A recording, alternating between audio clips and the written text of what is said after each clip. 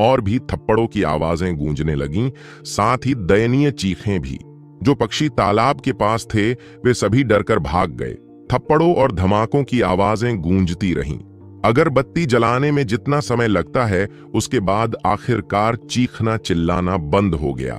अब उन तीनों के चेहरे बड़े बड़े धक्कों और चोटों से ढके हुए थे, जिससे उनके सिर सूअर के सिर जैसे लग रहे थे। उनके चेहरों से आ रहा तीव्र दर्द उन्हें खुद भी ऐसा महसूस करा रहा था कि शायद वे भी सूअरों से बेहतर नहीं हैं। शुरू में उन्होंने सोचा था कि राघव बस एक बिगड़ा हुआ शिष्य है, उनसे भी ज्यादा बिगड़ा हुआ। आखिरकार वह सिर्फ अपने घोड़े पर निर्भर था, जो उसकी असली शक्ति का प्रतिनिधित्व नहीं करता था। उन्होंने यह मान लिया था कि वे राघव को चाहे जिस तरह से भी देखें, वह किसी विशेषज्ञ की तरह नहीं दिखता था। उसमें शाम जैसी आक्रामकता और अहंकार नहीं था। इस कारण उन्हें लगा कि वह बस एक घमंडी गुंडा है। इसलिए उन तीनों ने राघव को आसान लक्ष्य माना था। लेकिन एक भयंकर लड़ाई के बाद उन पर पूरी तरह से बेरहमी से अत्याचार किया गया। जहां तक राघव का सवाल है, वह निश्चिंत और प्रसन्न था। उसने तीनों से सौहार्दपूर्ण ढंग से कहा, अब हम उचित बातचीत कर सकते हैं, है ना? राघव की आवाज बहुत कोमल थी, जैसे वह किसी पुराने दोस्त का अभिवादन कर रहा हो। उसकी चमकदार मुस्कान बेहद ईमानदार थी, लेकिन उनकी नजरों में वह मुस्कान एक खतरनाक जादुई जानवर से भी ज्यादा भयानक थी। कौन लोगों को इस तरह बेरहमी से पीट सकता है और फिर तुरंत बाद उनसे इतनी विनम्रता से बात भी कर सकता है? राघव, तुम हद से आगे मत बढ़ो, तिरछी आंखों वाला आदमी डरते हुए चिल्लाया। मैं कभी भी हद से आगे नहीं बढ़ता, मैं बस बातचीत करना चाहता हूं। मेरी अपनी गुप्त समस्याएं हैं। तुम सिर्फ अपने आप को दोषी ठहरा सकते हो कि तुमने ऐसा चेहरा बनाया जो सिर्फ पिटाई के लिए कह रहा था। अगर मैंने तुम्हें नहीं पीटा होता तो मुझे डर लगता कि आसमान से बिजली गिर जाएगी। राघव ने असहाय होकर आह भरी। आप, अच्छा, चलो काम पर आते हैं। जहां से मैंने छोड़ा था वहीं से आगे बढ़ते हुए। मुझे बहुत खुशी है कि आप लोग यहां हैं। अपनी ओर से मैं आप तीनों का हार्दिक अभिनंदन करता हूं। राघव ने आगे बोलने से पहले उनके लिए 2 बार ताली भी बजाई। मेरे पास मैन पावर की कमी थी, लेकिन आपके आने से यह समस्या पूरी तरह से ठीक हो गई है। मुझे बस कुछ लोगों की जरूरत थी जो मुझे मछलियों के पिंजरे बनाने में मदद कर सकें। और आप, श्रीमान क्रॉस आइड, मुझे वास्तव में आपको मेरे लिए ऐसा उपहार लाने के लिए धन्यवाद देना चाहिए। मुझे वास्तव में अपनी पिछली असभ्यता के लिए माफी मांगनी चाहिए। इसलिए मुझे उम्मीद है कि आप मुझे उस पिटाई के बारे में और अधिक दोषी महसूस नहीं कराएंगे। आप समझ रहे हैं, है ना? राघव ने अपना हाथ आगे बढ़ाया। उसका मतलब साफ था। अगर उसने अपनी जीवन अंगूठी नहीं सौंपी तो राघव को खुद को और भी ज्यादा दोषी महसूस करना पड़ेगा। कृपया, यह मेरे पूर्वज का है। ठीक है, मैं इसे तुम्हें दे दूंगा। तिरछी आंखों वाला आदमी अभी मना करने ही वाला था कि राघव ने वार्म अप के तौर पर अपने कंधे और पैर उचकाने शुरू कर दिए। उसने तुरंत अपनी लाइफ रिंग फेंक दी। हे, भाई गुप्ता की ईमानदारी वाकई बहुत ज्यादा है। मैं वाकई इसे स्वीकार नहीं कर सकता। मुझे लगता है कि मैं बस नरम दिल हो रहा हूं। मुझे धन्यवाद देने की कोई जरूरत नहीं है। राघव ने जीवन की अंगूठी लेते हुए आह भरी। उस आदमी की आंखें इतनी धुंधली हो गईं कि वह गुस्से से इतना चक्कर खा गया कि वह लगभग बेहोश हो गया। यह व्यक्ति वाकई बहुत बेशर्म था। कौन किसी को लूटने के लिए धन्यवाद देगा?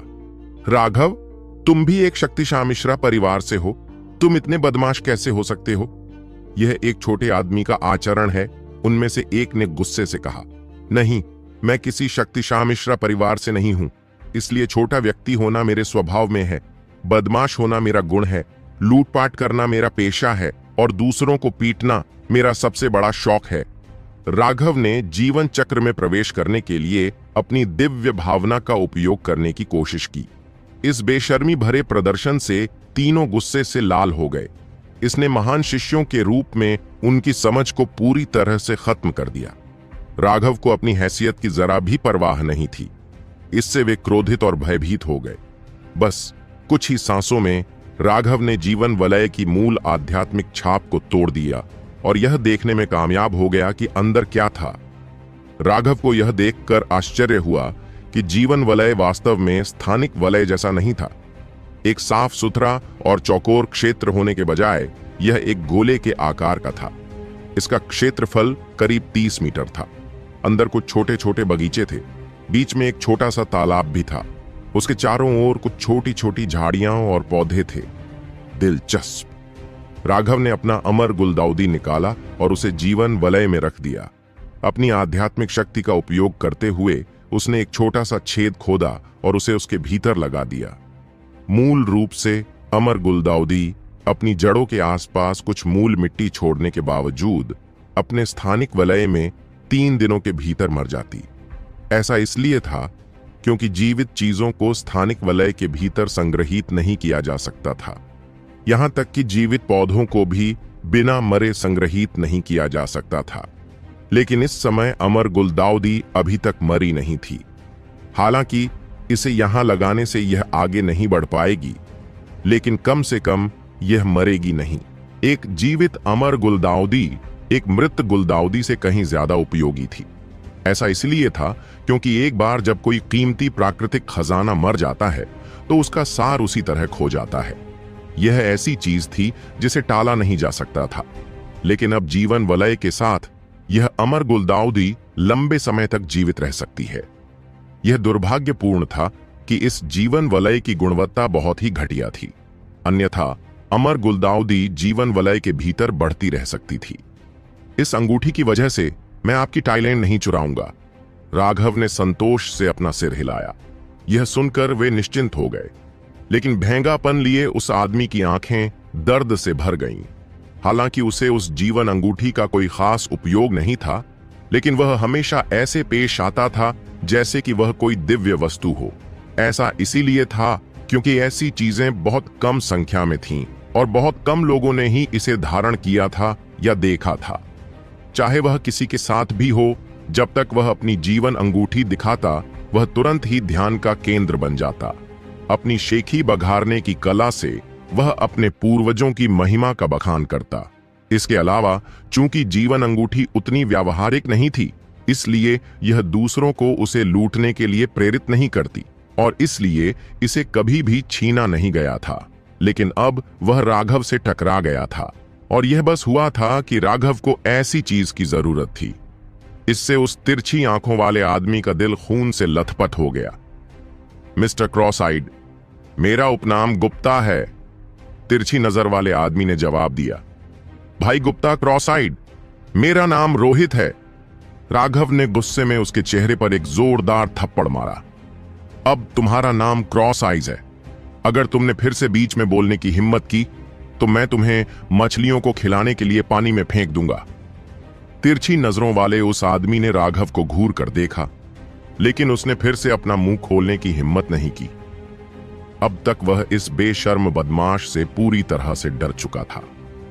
अपने हाथ की एक लहर के साथ राघव ने अचानक उन तीनों को एक सफेद पाउडर से ढक दिया। वे तीनों आश्चर्यचकित थे, लेकिन उन्हें पाउडर में कुछ भी अजीब नहीं लगा। लेकिन कुछ समय बाद उन्हें लगा कि कुछ गड़बड़ है। उनके शरीर में असहनीय खुजली हो रही थी, खास तौर पर उनके घावों के आसपास। वे इसे बर्दाश्त नहीं कर पाए और खुजलाने लगे। जैसे ही उन्होंने खुजलाया, उनके अंदरूनी हिस्से में भी खुजली होने लगी और वे चिल्लाने से खुद को रोक नहीं सके।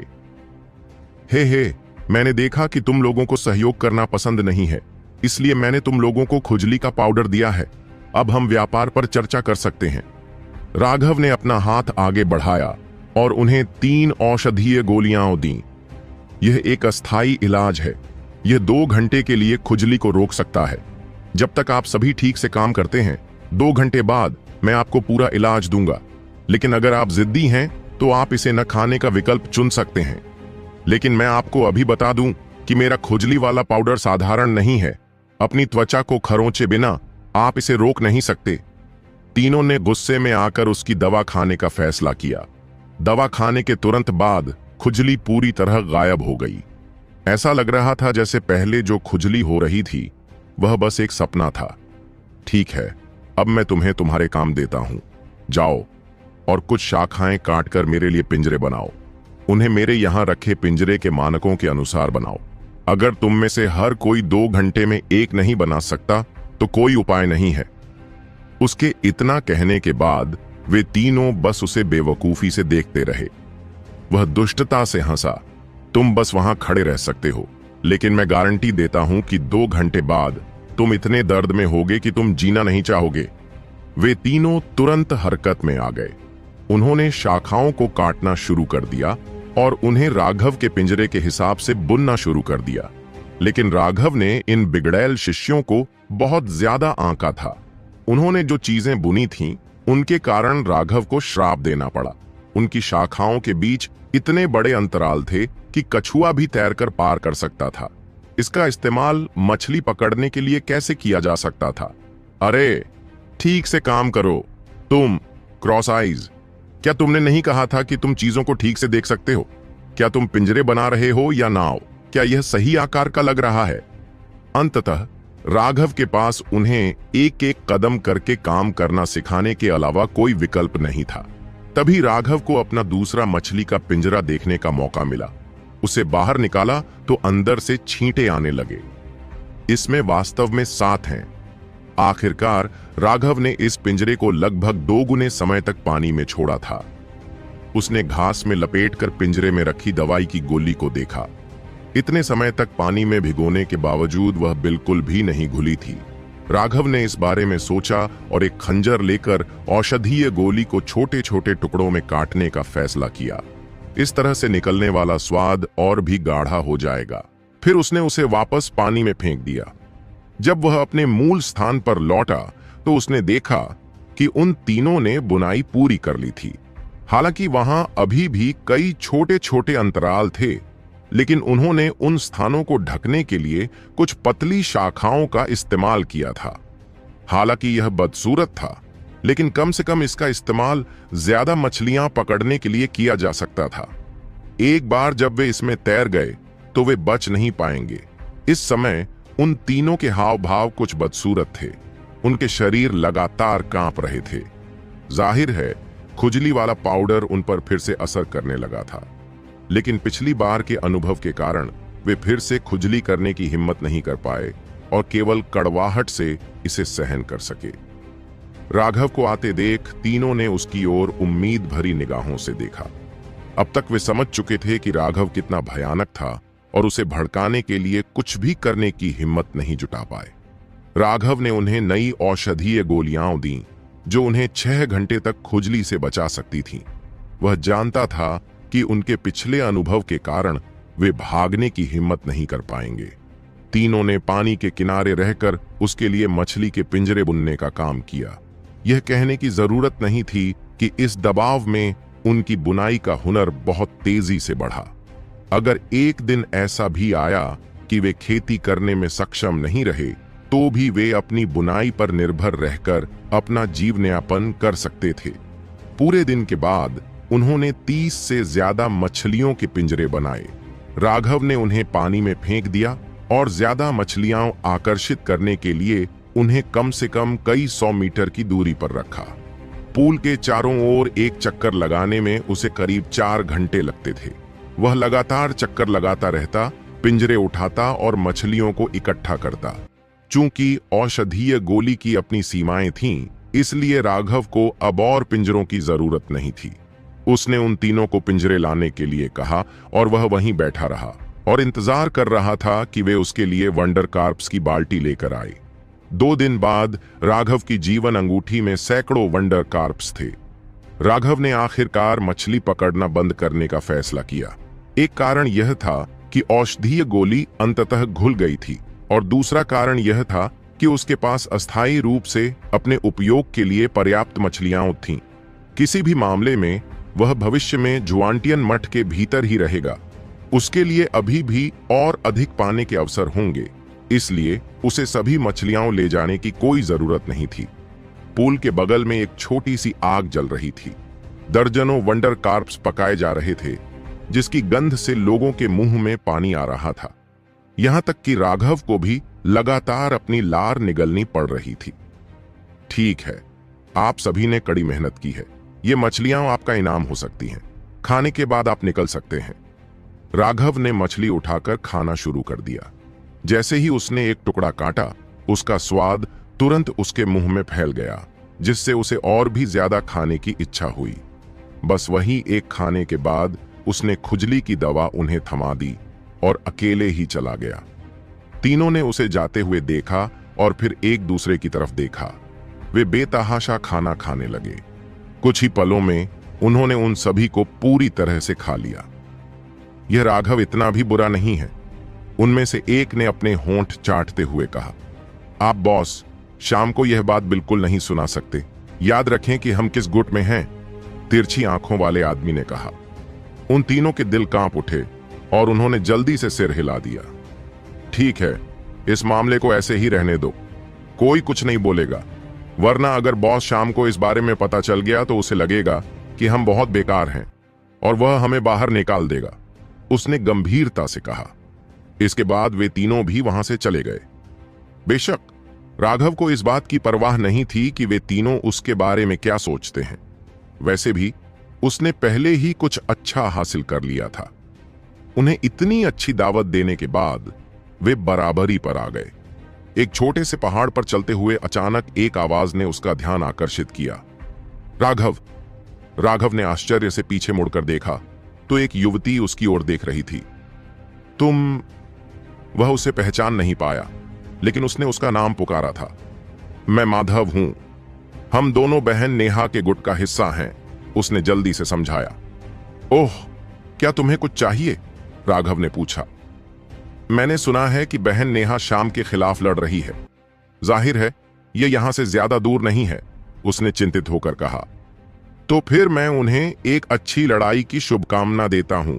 खैर, अब मैं चलता हूं। अपना सिर हिलाते हुए राघव जाने के लिए तैयार हो गया। उसे निश्चित रूप से यह देखने में कोई दिलचस्पी नहीं थी। उसे अभी भी कुछ बेहतर खजानों की खोज में अपना समय बिताने की जरूरत थी। उसके पास उस बकवास के लिए कोई समय नहीं था। यह देखकर कि राघव को नेहा की परवाह नहीं है, माधव ने उसे पकड़ लिया और गुस्से से कहा, तुम क्या कह रहे हो? तुम बहन नेहा के गुट का हिस्सा हो, इसीलिए तुम्हें वफादार रहना होगा और कभी उसके साथ विश्वासघात नहीं करना चाहिए। उसकी सुरक्षा की परवाह न करके तुम वास्तव में उसके साथ विश्वासघात कर रहे हो। क्या तुम्हारा अब भी कोई चेहरा है? अगर तुम दुनिया के नायकों का सामना करोगे तो कैसे करोगे? ठीक है, तुमने मुझे अपनी खुराक दे दी है। अगर तुम बातें करती रहोगी तो मैं सच में एक पूरी तरह से दुष्ट पापी बन जाऊंगा। ठीक है, मैं तुम्हारे साथ चलूंगा। राघव ने जल्दी से आत्मसमर्पण कर दिया। इस लड़की का मुंह वाकई बहुत दुष्ट था। आप इसे इस तरह कैसे कह सकते हैं? आपका क्या मतलब है? आपको मेरी खुराक मिल गई है? आपने अभी तक अपनी गलती को स्पष्ट रूप से नहीं देखा है। चूंकि बहन नेहा ने आपको व्यक्तिगत रूप से आमंत्रित किया है, आप... माधव ने गंभीरता से लगातार उसे डांटा। ठीक है, अगर तुम बात करती रहोगी तो जब तक हम वहां पहुंचेंगे तब तक लड़ाई खत्म हो जाएगी। तुम्हें पता है यह अच्छा रहेगा। चलो नहीं चलते? राघव ने अधीरता से उसे बीच में रोका। इस लड़की के मुंह से वाकई कोई आवाज नहीं निकल रही थी। ओह, यह सही है। तो चलो देखते हैं कि बहन नेहा कैसी है। एक बार जब यह मामला खत्म हो जाता है तो मैं आपको आपकी समस्याओं के बारे में बताना समाप्त कर दूंगा। एक व्यक्ति के रूप में आपको ईमानदार और उचित होना चाहिए। आपके साधना लक्ष्य स्पष्ट होने चाहिए। माधव ने सिर हिलाया। बहन माधव, क्या मैं आपसे एक सवाल पूछ सकता हूं? राघव ने पूछा। पूछ लेना। क्या कोई आदमी तुम्हारा पीछा कर रहा है? उसने उत्सुकता से पूछा। वह चौंकी और फिर सिर हिलाया। नहीं, क्यों? ओह, मैं समझ गया। राघव ने सिर हिलाया। क्या? कुछ नहीं, यह तो समझ में आता है। ठीक है, नेहा से तुम्हारा क्या रिश्ता है? राघव ने अचानक पूछा। मेरे दादाजी ने बहन नेहा के लिए एक निजी नौकरानी की व्यवस्था की थी। मैं 10 साल से उस युवती का ख्याल रख रहा हूं। मैं उसकी सुरक्षा और उसके लिए जरूरी कामों का प्रभारी हूं, माधव ने कहा। आह, तो वह एक व्यस्त गृहिणी थी। कोई आश्चर्य नहीं कि वह हमेशा डांटती रहती और बड़बड़ाती रहती। तुमने कहा कि नेहा शाम से लड़ रही थी। क्या वह गोरिल्ला शामवाहन नेहा को पसंद नहीं करता? वे क्यों लड़ रहे होंगे? लोगों को इस तरह के उपनाम देना बिल्कुल भी उचित नहीं है, तो मैं वह उपनाम वापस ले लूंगा। लेकिन बहन माधव, कृपया मेरे दूसरे सवाल का जवाब दो। राघव ने जल्दी से उसे फिर से डांटते हुए रोका।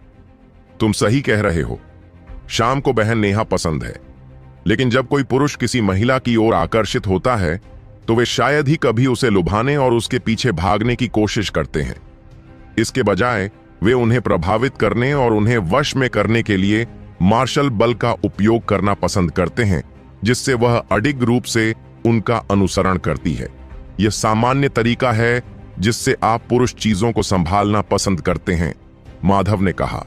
राघव ने अपनी आंखें घुमाईं। क्या उसे उसके पूरे लिंग का अपमान करने की जरूरत थी? वह उसे अपने विवरण में शामिल करने के लिए मना करना चाहता था, लेकिन फिर क्या यह कहना नहीं होगा कि वह एक पुरुष नहीं था?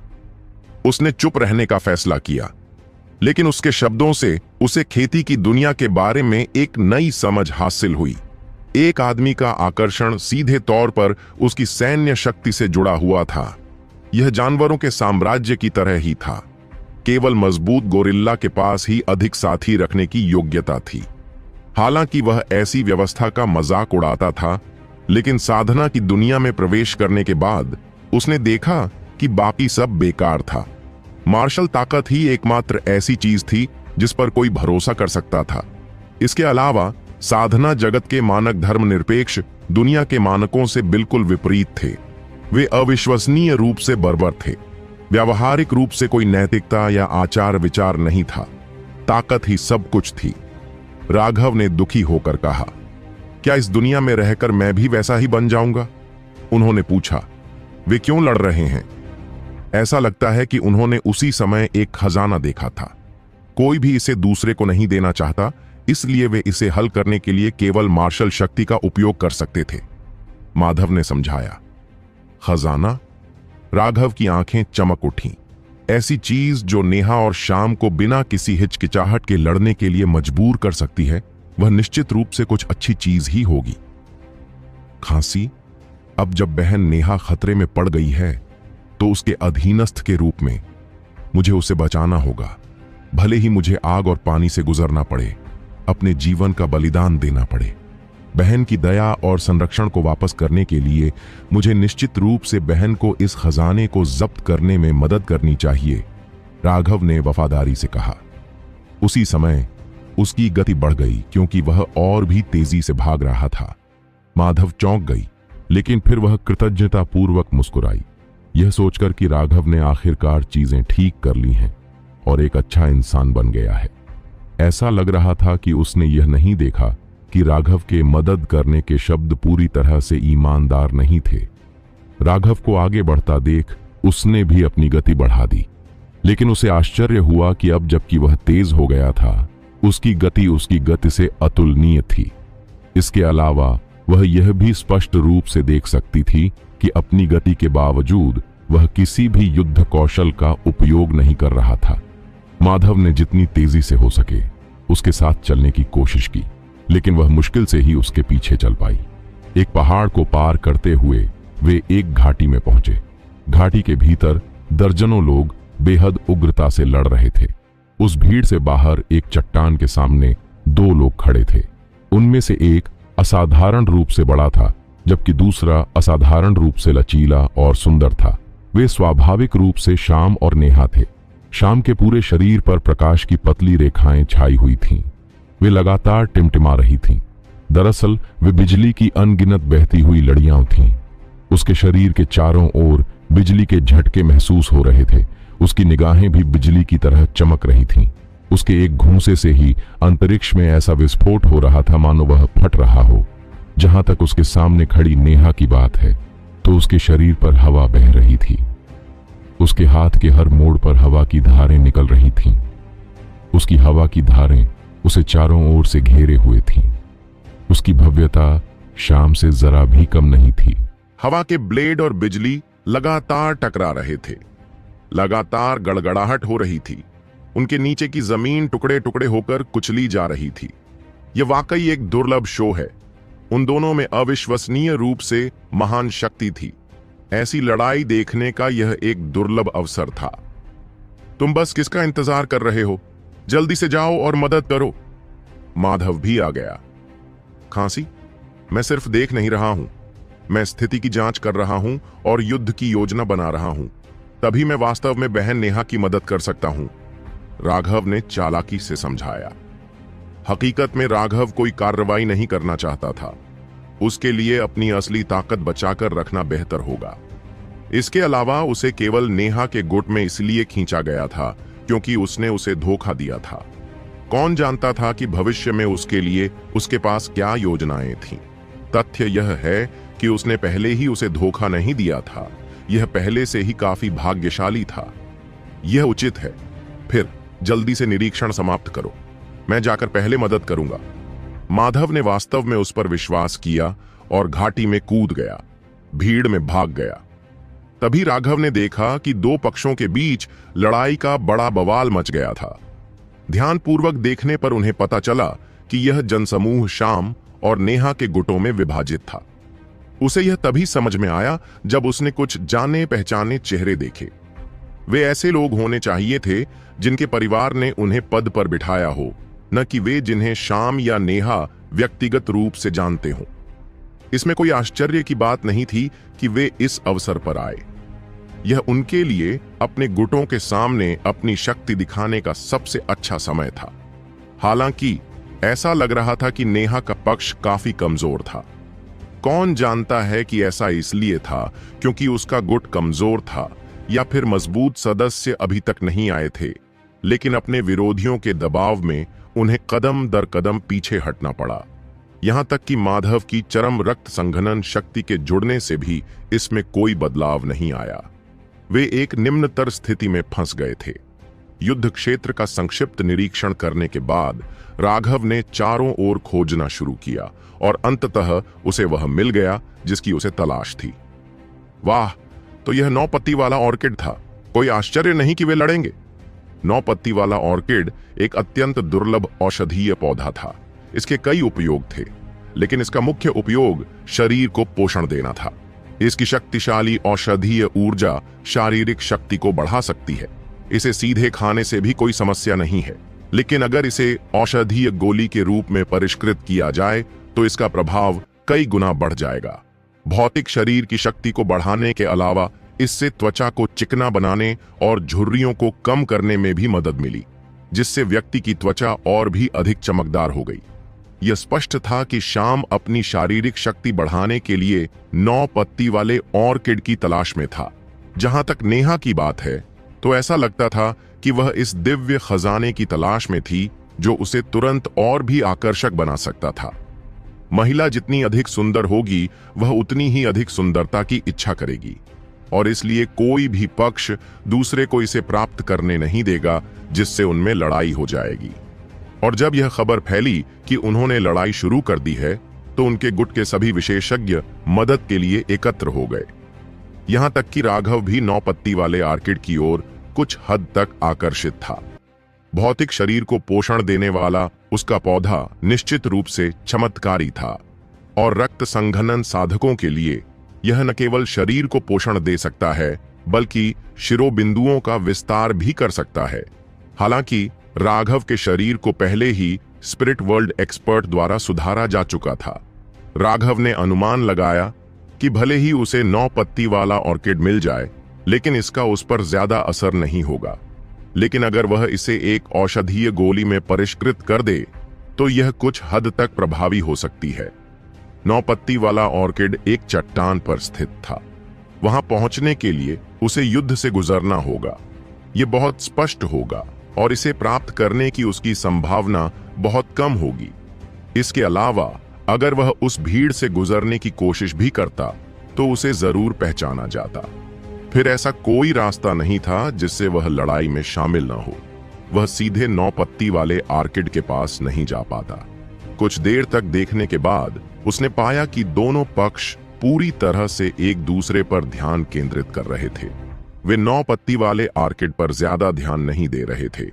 इसके अलावा हालांकि वे लड़ रहे थे, यह जीवन और मृत्यु की लड़ाई नहीं थी। दोनों पक्ष पीछे हट रहे थे। कुछ समय तक कोई खास बदलाव नहीं होना चाहिए। किसी की मौत की तो बात ही छोड़िए। चूंकि यह बहुत लंबी लड़ाई थी, इसलिए शायद उसके लिए किसी की नजर में आए बिना ही बच निकलना संभव था।